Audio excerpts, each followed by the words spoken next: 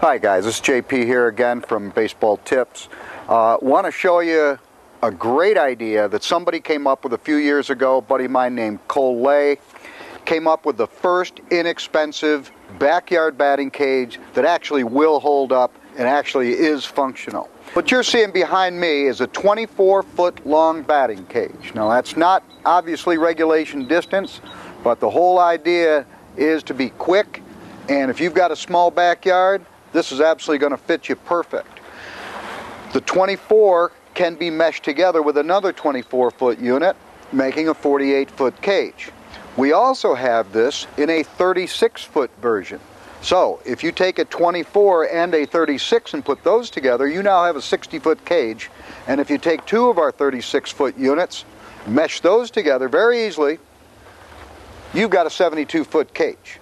Plenty of room for any and all size kids, and yes, you can add on to them at a later date.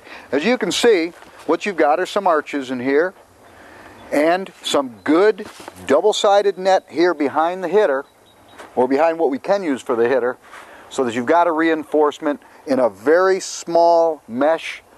The idea is, yes, you can use it for golf as well. It holds up with a couple of guy wires, and it goes up very, very easily. Now, one of the reasons I wanted to show you this particular cage is this was the first one that we ever received from the manufacturer, and I immediately put it in the backyard of a buddy of mine.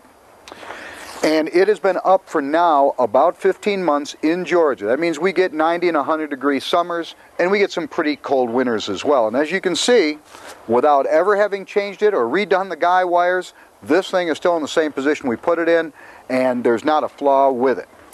Take a look at this. I think this is a real strong contender for a backyard batting cage. You can spend more, and some people need to, but for entry level, without being junk, this is a very, very good option.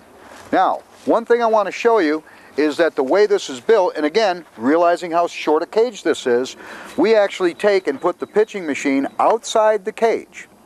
By doing that, we don't eat up room inside the cage, making the hitter to pitcher area even shorter.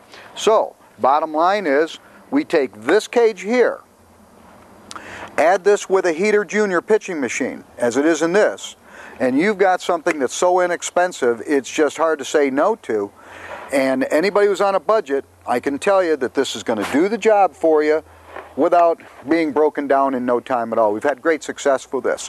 Now, this cage also can be meshed with our regular heater and our other heater machines, from the largest to the smallest. They will all fit right here with this little bracketing they put together that pulls your net out and keeps it nice and taut, while it keeps the fellow who's handling the pitching machine safe. One thing you don't notice is that there is no automatic feeder. An automatic feeder actually comes with all the heater machines. We choose to use it without, because we happen to be a little bit more hands-on. But for a boy who's working by himself in the backyard, this is just absolutely awesome. Now, if they're old enough to handle the responsibility of that, and obviously that's a parental call, you have something where when you're at work, they might be hitting. At any rate, this is the backyard batting cage from Heater. Do consider it. Take a look at the site, read through the specs, and let us know if we can help you. Thanks a lot. Have a good season. Hey, this is JP. Thanks for visiting BaseballTips.com.